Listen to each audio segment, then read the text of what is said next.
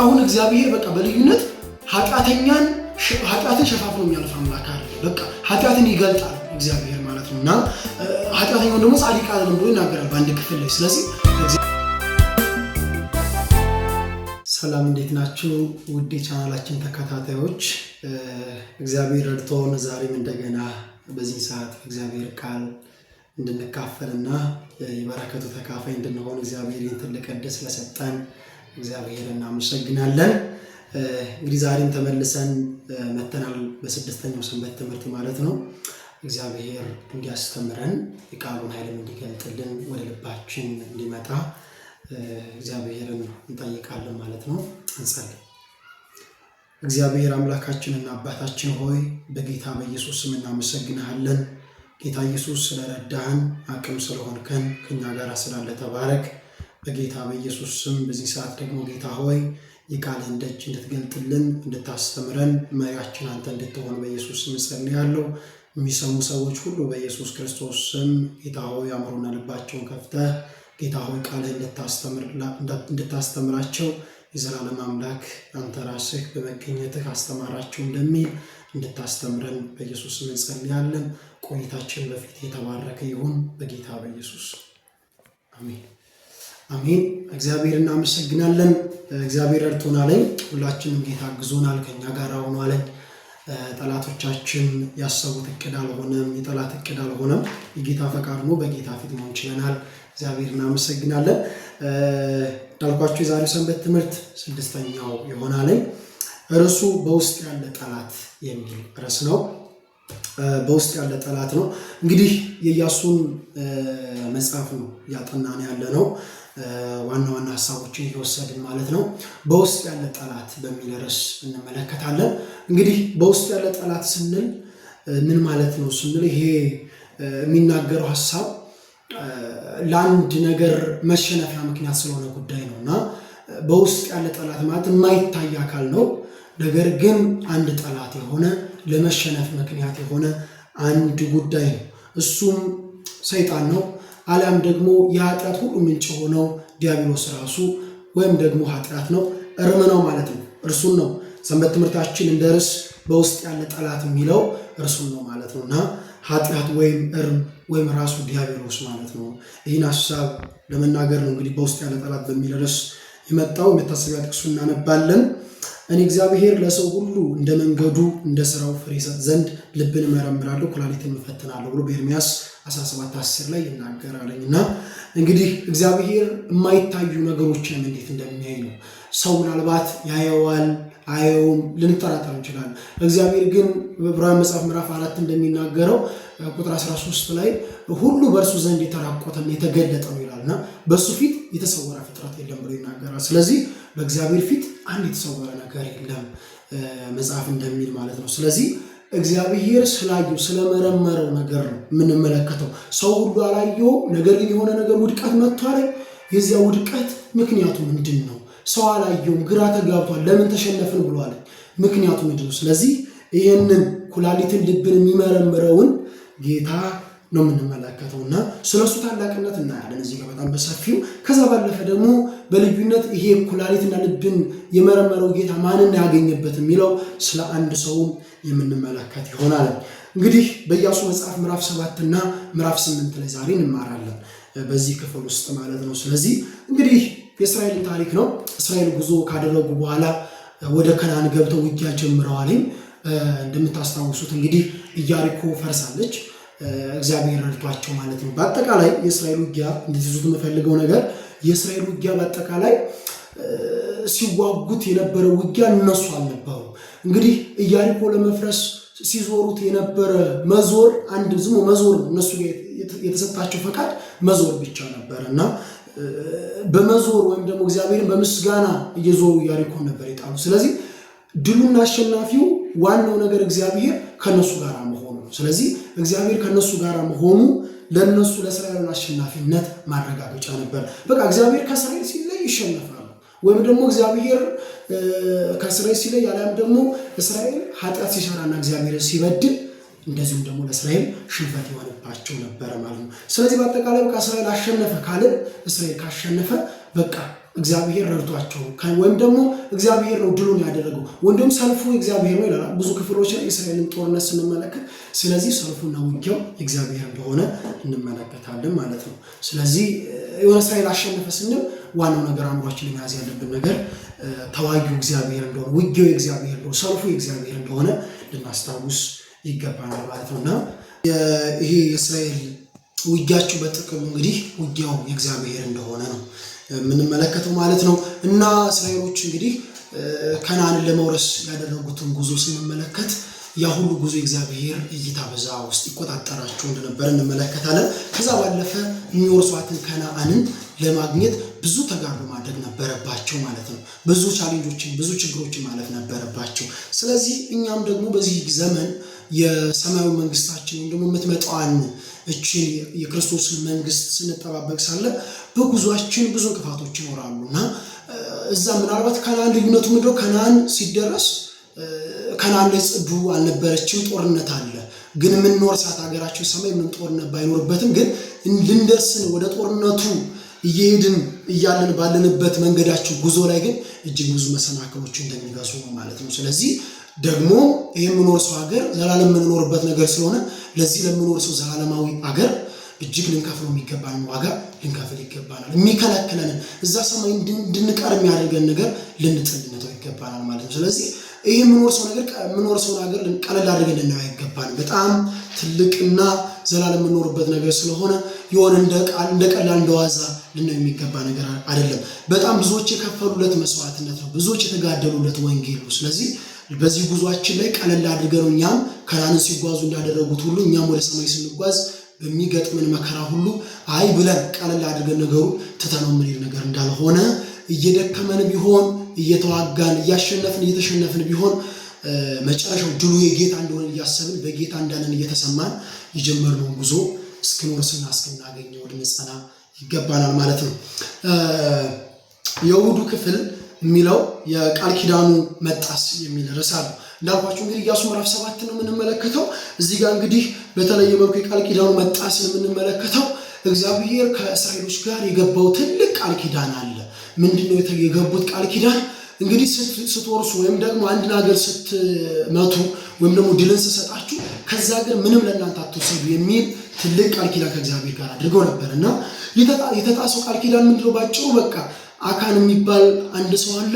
እርሱ እንግዲህ ሲያየው ከሰናዖር የሚያምሩ ካባዎችን ሌላም ወርቅና ብሮችን አይቶ እንግዲህ ይሄንማ ብሎ በምኞትና በስስት ሲወስድ እንመለከታለን ማለት ነውና ያ ነገር ባደረገ የእግዚአብሔር ቃል ኪዳን ሲጥሱና ሲያፈርሱ የእስራኤል ሕዝቦች በአንድ ሰው ምክንያት የእስራኤል ሕዝብ እንግዲህ ሽንፈት ሲገጥሙ እንመለከታለንና አንድ ገባውን ወደምትባል ቦታ ሂደን ጋይ ወደምትባል ቦታ ሂደን ያችን ሀገር እንምታ ብለው ሰላዮችም ሲልኩ በጣም ትንሽ ሕዝብ ነበሩ። ከዛ በኋላ አይ ለዚህማ ሁላችን ሜዳ አያስፈልገንም 3000 2000 ሰው ይበቃል በሚል ያችን ሀገር ለመምታት ለመሄድ ሲያስቡ እንመለከታለን እና የተሸነፉበት ምክንያት እንግዲህ ቃል ኪዳኑን እንዳልኳቸው እግዚአብሔር ቃል ኪዳን አፍርሰዋል። ከዛ ባለፈ ደግሞ እንዲሸነፉ ያደረጋቸው አንደኛና ሁለተኛ ነጥብ ብሎ ያስቀመጠው ነገር አለና አንደኛው ምንድነው? የአካን ኃጢአት ወይም ደግሞ እስራኤል በራሳቸው ጥንካሬ ከሚገባ በላይ መተማመናቸው በቃ እግዚአብሔርን ሳይሆን በቃ ትንሽ ናቸው ብለው በናቋቸው። ሌላኛው ሁለተኛው ምክንያት ደግሞ ምንድነው? በጋይ ላይ ጥቃት ከመሰንዘራቸው በፊት የጌታን ፈቃድ አልጠየቁም ነበር። እንግዲህ እንደምታስታውሱት የእግዚአብሔርን ፈቃድ በመጠየቅ በጣም ታዋቂ የሆነ አንድ ንጉስ አለና የእስራኤል ሁለተኛ ንጉስ ማለት ነው። ዳዊትን እግዚአብሔርን ጠየቀ። እዚህ ሊሄድ ነበር ዳዊት አይ አትሄድም ካለው እግዚአብሔር አይሄድም ነበር ዳዊት። እንደዚሁም ደግሞ ሰጥቻለሁ አሳልፌ ሰጥቻለሁ ደግሞ እግዚአብሔር ሲነግረው ይሄ ሰው እግዚአብሔርን ፈቃድ ጠይቆ ይሄድ ነበርና እግዚአብሔርን አልጠየቁም። በቃ ኢያሪኮ እንደዛ ድል ሲያደርጉ በሞራል ዝም ብሎ ነገሮችን ለማድረግ ሲወጡ እንመለከታለንና በጣም የእግዚአብሔርን ፈቃድ መጠየቅ ነበረባቸው። ሌላኛው ደግሞ የጠላታቸውን ኃይል ማቃለላቸው ነበር። ጠላታቸውን ንቀዋቸዋል በቃ እነዚህም ነው ብለው ማለት ነውና እዚህ ጋር በጣም የተማርኩበት አንድ ትልቅ ነገር አለ። እኛም በዚህ ዘመን ቢሆን የጠላት ነው ደግሞ የዲያብሎስን ምናልባት የነሱ ሰዎች ውጊያ አይን ላይ ወይም ደግሞ ከስጋና ከደም ጋር ሊሆን ይችላል። በኤፌሶ መጽሐፍ እንደሚናገረው ግን መጋደላቸው ከደምና ከስጋ ጋር አይደለም በዚህ ዓለም ካለው ከክፉ መንፈሳዊያን ጋር ነው ይናገራልና ከማይታይ አካል ጋር ስለሆነ እኛም አንዳንዴ ከእግዚአብሔር ነን ወይም ደግሞ በጌታ ነን እያለን ነገሮችን እናቃልላለን። ታጥቀን የእግዚአብሔርን ዕቃ ጦር ካልያዝን በጠላቱ ውጊያ መውደቃችን ምንም የማይቀር ነው። ስለዚህ የእግዚአብሔር ፈቃድ እየጠየቀን ካልሄድን እግዚአብሔር የሚለውን እየሰማን ካልሄድንና የጠላትን ኃይል ከእግዚአብሔር እንደሚበልጥ ምንም ማሰብ የለብንም። ያን ነገር ግን ማቃለል የለብንም። እነዚህ ሰዎች የጋይን ህዝቦች በመናቃቸው ሽንፈት እንደገጠማቸው እኛም ጠላት ምን ያደርገናል እያለ ከተዝናናን ከቃሉ ካላነበብ ካልጸለይን በእግዚአብሔር ካልበረታን ጠላት እጅግ ኃይለኛ እንደሆነ እንድታስቡ ፈልጋሉና ይሁን የጠላትን ኃይል ባቃለለው ቁጥር ለውድቀታችን ምክንያት ስለሚሆን ማለት ነው። ስለዚህ በተለየ መልኩ እንግዲህ እስራኤሎች የተሸነፉበት ምክንያት ይሄ እንደሆነ እንመለከታለን። የተጣሰው ቃል ኪዳንም እግዚአብሔር የወረሳችሁትን ያንን የወርቅ ካባ ሌላውን ነገር እያመጣችሁ ለኔ ቅዱስ ነው ብሎ ይናገራል። ኢየሱስ ምዕራፍ 7 ላይ አመጣችሁ በቤተ መቅደስ ያስቀምጡ ነው ተናግሮ ነበርና ያን ባለማድረጋቸው የአካን የሚባል ሰው ጎምጅቶ በልዩነት እንግዲህ ይሄን ነገር ሲያደርግ እንመለከታለን ማለት ነው። ተያያዥነት አሰባለሁ ከሰኞ ጋር የአካን ኃጢአት የሚላልና ምንድነው ይሄ ያደረገው ነገር ኃጢአቱ ምንድነው የሚለውን ሐሳብ እዚህ ጋር እንመለከታለን ማለት ነውና ኢያሱ መጽሐፍ ምዕራፍ 7 ከ16 እስከ 19 ሄደን ስናነብ እንግዲህ በተለየ መልኩ እንግዲህ እግዚአብሔር በልዩነት የአካንን ኃጢአት እንዴት አድርጎ እንደገለጠበት የምንመለከትበት ሁኔታ ነው ማለት ነው። በጣም ከእግዚአብሔር በጣም በልዩነት ከምንማረው ነገር ውስጥ ምንድነው እዚህ ጋር አሁን እግዚአብሔር በቃ በልዩነት ኃጢአትን ሸፋፍኖ የሚያልፍ አምላክ አይደለም። በቃ ኃጢአትን ይገልጣል እግዚአብሔር ማለት ነውና ኃጢአተኛው ደግሞ ጻድቅ አይደለም ብሎ ይናገራል በአንድ ክፍል ላይ። ስለዚህ እግዚአብሔር በየትኛውም ሁኔታ ኃጢአትን ምንም ሸፋፍኖ የሚያልፍ አምላክ እንዳልሆነ ይናገራል ማለት ነውና ለዚህ ሰው ግን በጣም ትልቅ ዕድል ተሰጥቶታል። በተለየ መልኩ እንግዲህ ኢያሱ መጽሐፍ ምዕራፍ 7 ላይ ሲናገር ሲሸነፉ ሲያይ በጣም የደነገጠበትን ነገር ተመልክተን ኢያሱን የተናገረው ቃል እናስታውሳለን ማለት ነውና እንደው ባታወጣን በቃ እዛው ዮርዳኖስ ብንሆን ታስታውሱ ከሆነ ቀይ ባህርን ሲያዩ አረ እንደው ባንሻገር ወይም ደግሞ ከግብጽስ ባንወጣ እያሉ የተናገሩት ቃል ነበር። ኢያሱ እንደምታስታውሱ እንግዲህ ከግብጽ ጀምሮ ከተወለዱ ወደ ካናን የገቡ ኢያሱና ካሌብ ናቸውና ኢያሱ እንግዲህ ግብጽ ላይ የተናገሩት ቃል ምናልባት ሕፃን ሊሆን ይችላል ግን የሰማበት ነገር ነበር። ያን ቃል ነበር የደገመው። ዮርዳኖስን ባታሻገርን እዛው ማለፉ ይሻልን ነበር ሲል እንመለከታለንና በጣም የእግዚአብሔር ሕዝብ ሲነካ የገረመኝ ነገር ውስጥ በጣም ብዙ ሕዝብ እየሞተ ነበር። ግን እስራኤል ስንት ሺህ እንደሞተ ብዙ ሺህ ሳይሆን 36 ሰዎች ነበር የሞቱትና 36 ሰው ሞቶ ይህን ያክል ሲገረም እንመለከታለን። ለዛ ነው እግዚአብሔርም እንግዲህ እስራኤልን እንደወደደ ይህን ያክል እንመለከታለን። ስለዚህ በልዩነት እግዚአብሔር እስራኤልን ምን ያክል እንደወደዳቸው የምንመለከትበት ነው። እንግዲህ የአካንን ኃጢአት እግዚአብሔር የገለጠበትን መንገድ ስንመለከት ነገድ አደረገ። መጀመሪያ ተለየ፣ የይሁዳ ነገድ ተደረገ። ከዛ በኋላ ጎሳ ተለየ። ከዛ በኋላ ቤተሰብ፣ ከዛ በኋላ ራሱ ለብቻው እንደቆመ እንመለከታለንና የአካንን በደንዳናነት እንመለከታለን። የይሁዳ ነገድ ወይም ደግሞ አንዱ የእስራኤል አንዱ ነገር ሲለይ ሲታወቅ በቃ እኔ ነኝ እያለ እኔ ጋር መድረሱ እኔ ጋር ይደርሳል በሚል ፍራቻ ወደ ንስሐ ለመምጣቱ እጅግ ይሄ መጨረሻ የተናዘዘው እውነተኛ ንስሐ እንዳልሆነ እንመለከታለን። እነሱም ደግሞ ወደ አኮር ሸለቆ ለመጣል ምንም የሚያስጥረው ነገር እንዳልሆነ ምክንያቱም ያደረገው ነገር እውነተኛ ንስሐ አልነበረም። ሲታወቅበት ብዙዎቻችንም በህይወታችን እንደዚህ ነው። በቃ ኃጢአታችን ሲታወቅ ሲነገረን ነው በቃ እንጂ ኃጢአታችን መጀመሪያ መንፈስ ቅዱስ እየነገረን እየገሰጸን ልክ አይደላችሁም እያለ ሲናገረን ለመናዘዝ ቅርብ አይደለም። በቃ የሆነ ሲታወቅብን በደንብ ሲለይ ግዴታ ሆኖ ሲመጣብን እንናዘዛለን። እና በጣም እኔ በህይወት የገጠመኝ ብዙ ነገር አለ። መንፈስ ቅዱስ ቶሎ ሲነግራችሁ ኃጢአታችሁ ይሄ ነው እያለ ቶሎ ሲነግራችሁ ለመመለስ ቶሎ ቅርብ መሆን አለብን። የመንፈስ ቅዱስን ድምፅ ደጋግመን እየተነገረ ያ ይመስለኛል እግዚአብሔር በቃ ደጋግሞ እንደዚህ በነገድ በጎሳ በቤተሰብ እያደረገ ለይቶ አካን ጋር እስኪደርስ ድረስ ያደረገው ነገር የመንፈስ ቅዱስ ስራ ይመስለኛል። ደጋግሞ ተነገረው አልሰማም ሲል እንግዲህ መጨረሻው የአኮር ሸለቆ ወደሚባል ተጥሎ እዛ ስፍራ ላይ እንግዲህ እስከነ ቤተሰቦቹ ድረስ የሆነው ነገር እናስታውሳለን ማለት ነውና ስለዚህ ከምንም በላይ አካን ያደረገውን ኃጢአት ስንመለከት ቅድም እንዳልኳችሁ በሰው ልብ ውስጥ የተደበቀውን ያውቃል እግዚአብሔር ማለት ነውና መጽሐፍም እንደሚናገረው ሰው ፊትን ያህል እግዚአብሔር ልብን ያህል ነው የሚለው። መጽሐፍም ደግሞ ዕብራውያን መጽሐፍ ምዕራፍ 4 ቁጥር 12 ላይ የእግዚአብሔር ቃል ሕያው የሚሰራ ልብን ኩላሊትን የሚመረምር እንደዚህ ነው ከተሳለ ከሁለት ሰይፍ ይበልጥ የሚል ቃል አለ። ስለዚህ ያን ያክል የሚመረምር ስለሆነ ጠልቆ የሚያውቅ ነገር ስለሆነ ስለዚህ ከምንም በላይ እግዚአብሔር ልባችንን ነው የሚያየው እያልን ለእግዚአብሔር ልባችን ከፍተን ልንሰጥ ይገባናል። ከምንም በላይ ደግሞ እንድታስቡት እንፈልገው እግዚአብሔር የምናደርገውን ሁሉ የተደበቁ ነገሮች እንኳን እንደሚያውቅ ማወቅ አኗኗራችን ላይ ተጽዕኖ እያሳደረ ያለው እንዴት ነው የሚል ጥያቄ አለና በቃ እግዚአብሔር የተደበቀውን ነገር ሁሉ ያቀብናል ወይም ደግሞ እግዚአብሔር ያየኛል እያልን በሄድን ቁጥር በቅድስና እንኖራለን። የሚገርማችሁ ማለት ማስታወስ ትችላላችሁ ዮሴፍ በዛ በከናን ከኖረ በኋላ ወደ ግብጽ ሄዶ እዛ ቦታ ላይ እንተኛ ብስትለው የጶጢፋር ሚስት አላደርገው ነበር ያለ። የዛን ሰዓት አባቱ ያየው አይደለም፣ ወንድሞቹ ያዩት አልነበረም። ቢያደርገው ማንም አያየውም። ወይም ደግሞ የጶጢፋር ሚስት ስለነበረች ጶጢፋር ራሱ ያየው አልነበረም። ማንም ሰው ያየ ባሪያዎቹ ያዩት አልነበረም፣ ሌሎች በቤት ውስጥ ያሉ ማለት ነው። ስለዚህ እግዚአብሔር ያየኛል። ይሄ ሰው ወደ ጎን አይደለም ያየው፣ ቀጥታ በቃ ወደ እግዚአብሔር ነበርና እግዚአብሔር ያየኛል እያልን በኖረን ቁጥር ቅዱስ እንሆናለን። በቃ ቤተ መለኮት ለጌታ ታማኞች እንሆናለን ማለት ነው። ስለዚህ ይሄ ሰው በቃ እንትና ያየኛ አይደለም ብሎ ነው አካንም ኃጢአት እንዲሰራ የተገደደው። ስለዚህ እግዚአብሔር ያየኛል እያልን ከኖርን በጣም በልዩነት እግዚአብሔር እኔ ቅዱስ እንደሆነ እናንተን ቅዱሳን ሁኑ እንደሚል ወደዛ አይነት መንፈሳዊ እድገት እንድናድግ ያደርገናል ማለት ነው። ማክሰኞ ክፍል ላይ ዕጣ ፈንታን የሚወስኑ ምርጫዎች የሚል ርዕስ አለ ማለት ነውና እዚህ ጋር የምንመለከተው ደግሞ በልዩነት እንግዲህ እግዚአብሔር ለምርጫችን ዝም ነው የሚለን። በሮሜ መጽሐፍ ምዕራፍ 9 ቁጥር 11 ላይ ምንድነው የሚለው? ለምርጫ የሚሆን የእግዚአብሔር ሐሳብ ይጸና ዘንድ ይላል። እዛ ጋር እንግዲህ ምንድነው የመረጥነው ምርጫ ነው። እግዚአብሔር በቃ የሆነ ምርጫ እንመርጣለን፣ ወደ ምርጫችን ዝም ይለናል ማለት ነውና ኢያሱም ተናግሯል። ወደፊት እንግዲህ ኢያሱ መጽሐፍ ምዕራፍ 24 ቁጥር 15 እንደሚናገረው የምታመልኩትን ዛሬ ምረጡ፣ እኔና ቤቴ ግን እግዚአብሔር እናመልካለን። ምንድነው እዚህ ጋር እግዚአብሔር የምርጫ አምላክ ነው። ለምርጫችን ዝም ይለናል።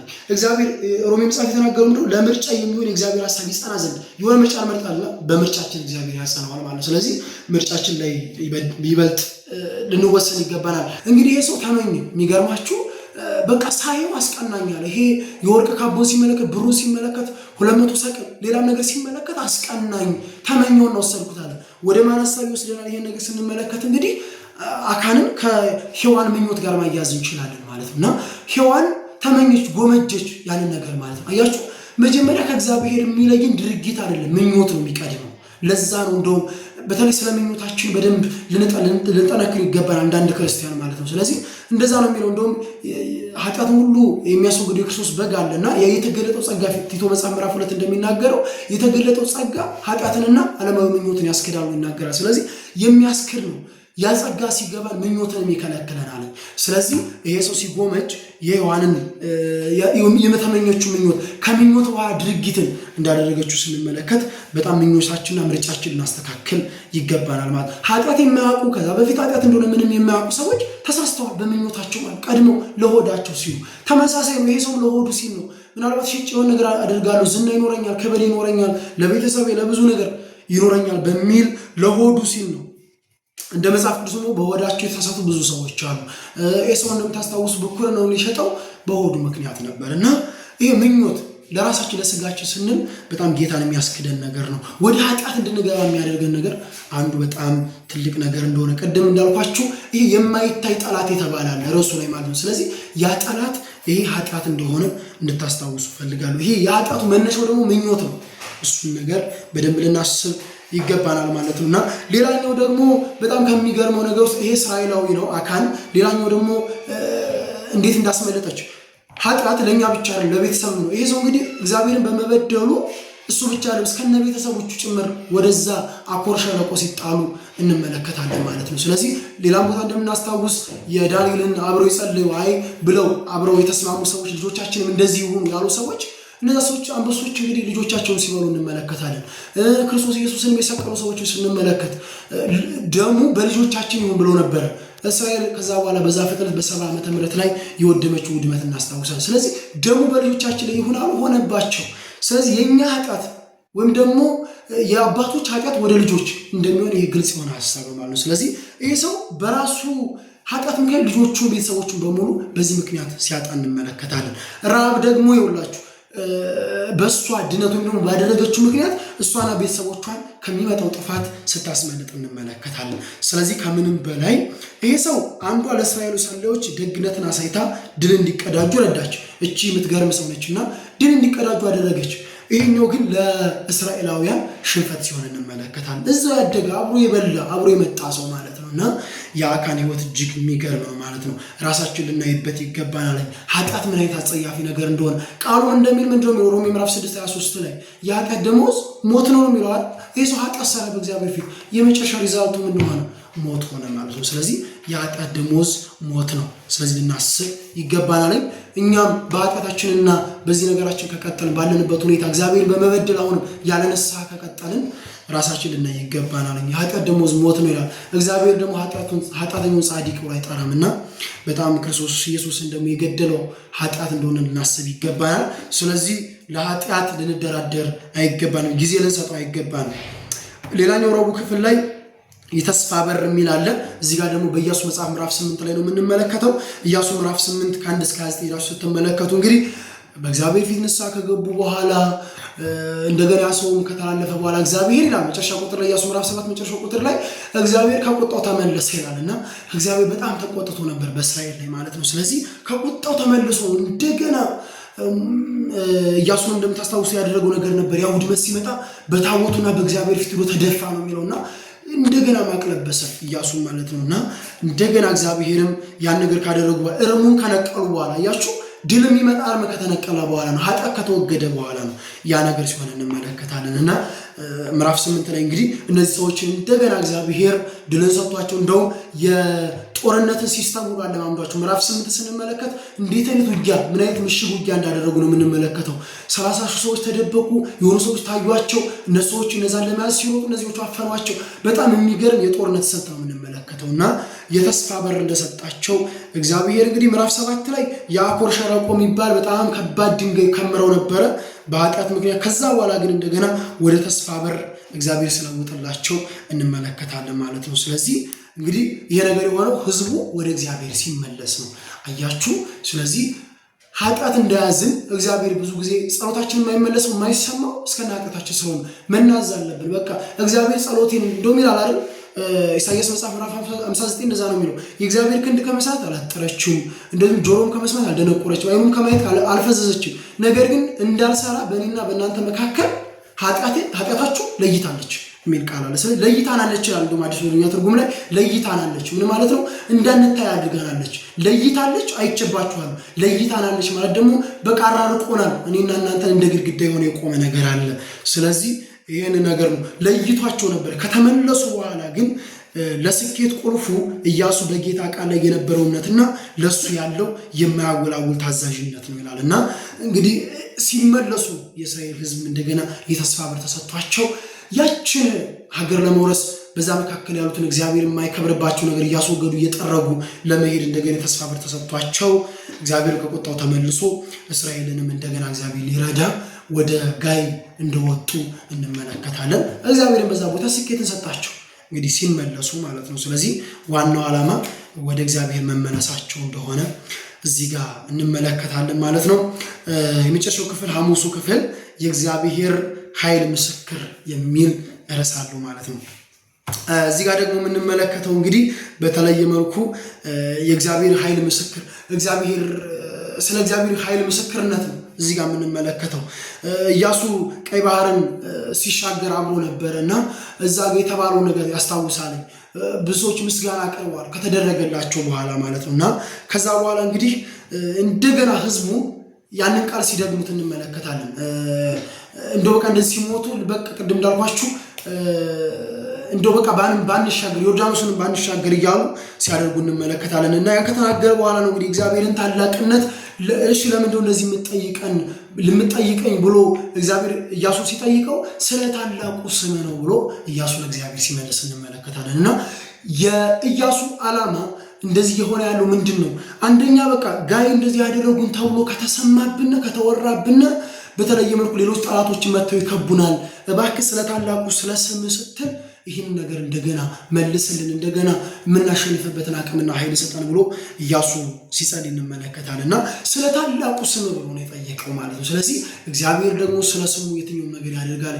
እንኳን የእግዚአብሔር ስም ቀርቶ ስሙ የተጠራበት ታቦት እንኳን ኃይል ነበረው። እንደምታስታውሱት በዛ በፍልስጤም በሚያመልኩት በዳጎን ፊት ሲቆም በእግዚአብሔር ስም ተጠርቶ ስለነበር ያን እንጨቱ ታቦት ማለት ነውና እንጨቱ የእግዚአብሔር ስም ስለተጠራበት ነው ያን ሁሉ ኃይል የነበረው። የእግዚአብሔር ስም ባይጠራበት እኮ እንጨት እንደምታውቁት ማለት ነው። ስለዚህ በልዩነት የእግዚአብሔር ስም ስለተጠራበት ትልቅ ኃይል እንደነበረው እንመለከታለን። እንግዲህ የተጠራበት ስሙ ነው፣ እንጨቱ ነው። እዛ ጋር ስሙ ተጠርቶበት ነው እንደዛ የሆነ። ነገር ግን አሁን ኢያሱ ይጠየቃል፣ ስለዛ ስለታቦቱ አይደለም ስለ ራስህ ስለ ስምህ ይህን ነገር እንድታደርግ ብሎ እግዚአብሔር ሲጠይቅ እንመለከታለን። ተመሳሳይ ጥያቄ ነው ሕዝቅያስን አንዴ ሰናክሬም ሲያስጨንቀውና ሲከበው እንደው ይሄ ያድነኛል እያልክ ተስፋ ያደረግከው አምላክህ እግዚአብሔር እንደው አያድነም፣ ዝም ብለህ ተስፋ አታድርገው ብሎ ሲናገር ሌላ መልእክተኞችን ልኮ ለሕዝቦቹ ምንድን ነው ያላቸው? ሰናክሬም ሕዝቡን ልኮ ሌላ መልእክተኞችንም ይሄ ያድነናል እግዚአብሔር ተስፋ አድርጉ እያለ ሕዝቅያስ እየነገራችሁ ያለው ተስፋ ያደርጋችሁት እግዚአብሔር አያድናችሁም፣ አትሞኙ፣ አትሸወዱ ብሎ ሲናገር እንመለከታል። ከዛ የጸለየው ጸሎት አለ ሕዝቅያስ በኪሩቤል ላይ የምትቀመጥ ታላቅ አምላክ ሆይ የነገስታት ንጉሥ ይሆንክ እያለ እግዚአብሔር ጠቀሰና ከዛ በኋላ ምንድን ነው ያለ? አንተ ታላቅ አምላክ እንደሆነ አሕዛብ ሁሉ ያውቁ ዘንድ። አያችሁ ዓላማው ምንድን ነው? አሁን ሕዝቅያስ አንተ ታላቅ አምላክ መሆን ያውቁ ዘንድ የሆነ እኔ ጸልያለሁ የሚል ነገር አንተ ታላቅነትን ሕዝብ ሁሉ ያውቅ ዘንድ፣ አሕዛብ ሁሉ ያውቅ ዘንድ፣ በዚህ አካባቢ ያለ የሚኖር ሕዝብ ያውቅ ዘንድ ብሎ ሲናገር እንመለከታለን በነገሥት መጽሐፍ ምዕራፍ 20 ላይ ማለት ነው፣ ሁለተኛ ነገሥት። ስለዚህ ያንን ነገር ሲያደርግ እንግዲህ ሕዝቅያስ ስለ ታላቁ ስለ እግዚአብሔር ስምና ስሙ እንዲከበር ነበረ። ኢያሱም ያደረገው ነገር ተመሳሳይ ነው። ስለ ስምህ ስለከበረው ስምህ ይህን ነገር አድርግልን ብሎ እግዚአብሔርን ሲጠይቅ እንመለከታለን ማለት ነው። እና የአሁኑ ክፍል እንግዲህ ስለ እግዚአብሔር ታላቅነት እንድንመሰክር ነው፣ በልዩነት ስለ ስሙ ከተደረገ በኋላ ማለት ነው። ስለዚህ የተጠራ ነው እንግዲህ እግዚአብሔርን ኃይል እንድንመሰክር ነው። ሁላችንም እስራኤሎች እንዲያደረጉ እንዲሆኑ እያለ ብቻ ሳይሆን እኛም በዚህ ዘመን እግዚአብሔር ያደረግን ብዙ ምስክር አለ። በዘዳግም መጽሐፍ ምዕራፍ 5 ከ5 እስከ 9 ሄደን ስንመለከት እንግዲህ እግዚአብሔር ወደ ከናን ባገባችሁ ጊዜ እዛ ሄዳችሁ እግዚአብሔር ያደረገላችሁን ታምር መናገር አለባችሁ፣ መስክሩ። ለእናንተ ብቻ ወይም ደግሞ ለልጆቻችሁ ብቻ ሳይሆን ለልጅ ልጆቻችሁም ጭምር። ዳዊት አንድ ጸሎት ጸልሏል። በሸመገልኩ ጊዜ አትተወኝ። ለምን ብሎ እግዚአብሔር ሲጠይቀው አትተወኝ ለምን ሲል ታምራትን ለልጅ ልጅ እንድናገር ነው ይናገራል እና በመዝሙር መጽሐፍ ውስጥ ማለት ነው። ስለዚህ እናንተም ለልጆቻችሁ ለልጅ ልጆቻችሁ ታምራት መናገር አለባችሁ። እግዚአብሔር እንዴት እንዳሳለፋችሁ፣ እግዚአብሔር ሁሉ እንዴት ታምር እንዳሳለፋችሁ ለልጅ ልጆቻችሁ መናገር አለባችሁ እና ለምስክርነት ነው። እግዚአብሔር ሽበት የሰጣችሁ ይህን ዕድሜ የሰጣችሁ ለምስክርነት ነው ይናገራል። ስለዚህ እኛም በዚህ ዘመን የተጠራ ነው የእግዚአብሔርን ኃይል እንድንመሰክር ነው።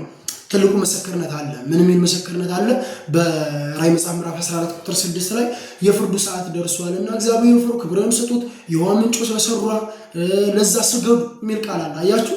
ስለዚህ የእግዚአብሔር ኃይል የእግዚአብሔርን ታላቅነት እሱ ስላደረገው ነገር እንዲመሰከር ነው። አሁን እስራኤሎች እንዲያደረጉ ልናወራ ሳይሆን ዓላማው ነገር እግዚአብሔርን ታምነዋል፣ ከዛስ ያደረገው ራሱ እግዚአብሔር እንደሆነ፣ አሕዛብን የጣለላቸው ውጊያውን የጣለላቸው እግዚአብሔር አሸናፊ እንደሆነ፣ አሸናፊው እግዚአብሔር ነው፣ ድሉ እግዚአብሔር እንደሆነ ልናስታውስ ይገባናል ማለት ነው። በመጨረሻው ዘመንም ከነዓንን እስራኤሎች ሲወርሱ ይሄ ነገር እንዳደረገላቸው እኛም የእግዚአብሔር መንግስት ስንወርስ ተዋጊው ራሱ እግዚአብሔር ነው።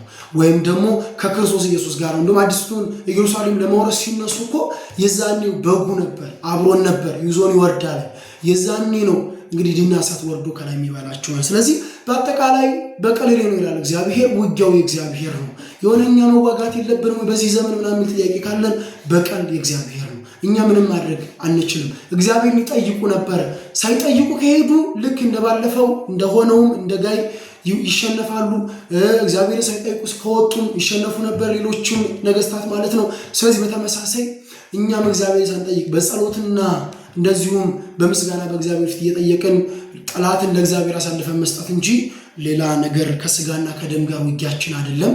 ከዚህ ከማናየው ከሚንበለበለው ከክፉ ፍላጻ ጋር እንደሆነ ልናስብ ይገባናል። የተጠራንበት ዓላማ ይሄ እንግዲህ ትልቁ የእግዚአብሔርን ኃይል እንድንመሰክር እንደሆነ ልናስብ ይገባናል ማለት ነው። እንግዲህ በተለየ መልኩ ሰንበት ትምህርታችን እንደሚለው በውስጥ ያለው ጠላት የሚለው የዛሬው የስድስተኛው ትምህርታችን በልዩነት እንግዲህ ያስቀመጠው ይሄ የማይታይ እኛንም እየበላን ያለ እርምና ኃጢአት እንደሆነ አልፎም ደግሞ የእርምና የኃጢአት መነሻ የሆነው ዲያብሎስ እንደሆነ እንዳትረሱ ላስታውሳችሁ ፈልጋለሁኝ። በውስጥ ያለው ጠላት የተባለው ይሄ ለሽንፈታችን ለውድቀታችን ጸሎታችን እንዳይመለስ የከለከለው እርምና ኃጢአት እንደሆነ በልዩነት በዛሬው ትምህርታችን እንድታስቡ ትፈልጋለሁ። ይህንን በአእምሯችን ልንይዝ ይገባናል። ሁሌም ይህን እያሰብን ይህን የውስጥ ጠላታችን የሆነውን የማናየው ጠላታችንን እየተዋጋን በልዩነት እንግዲህ እግዚአብሔርን ልንከተልና እንደ እግዚአብሔር ሐሳብ እንደ እግዚአብሔር ፈቃድ ልንጓዝ ይገባናል እላለሁኝ። እግዚአብሔር ይባርካችሁ። እንጸልይ። እግዚአብሔር አባታችን ሆይ በጌታ በኢየሱስ ስም በመገኘት ስላስተማርከን እናመሰግንሃለን። ምሪታችን አንተ ነበርክ፣ ከናፍርቶቻችን የተቀመጥክ አንተ ነበርክ። ደግሞ ጌታ ሆይ እንድናወራ አንደበትን እንድንሰማ ጆሮን የሰጠህን አንተ ራስህ ነህና ባለቤቱ አንተ ነህ። በጌታ በኢየሱስ ስም እናመሰግናለን። የሰማነውን ቃል ደግሞ በልባችን አድርገን እንደ ቃልህ እንደ ሐሳብ መኖር እንድንችል የማትወደውን የማትከብርበትን የማትደሰትበትን ነገር ነቅለን በፈቃድ መጓዝ እንድንችል በኢየሱስ ስም እንድትረዳን እንጸልያለን። ይህን ስለምታደርግልን ተባረክ። ሁሉ እንደ ፈቃድ ይሁን በክርስቶስ ኢየሱስ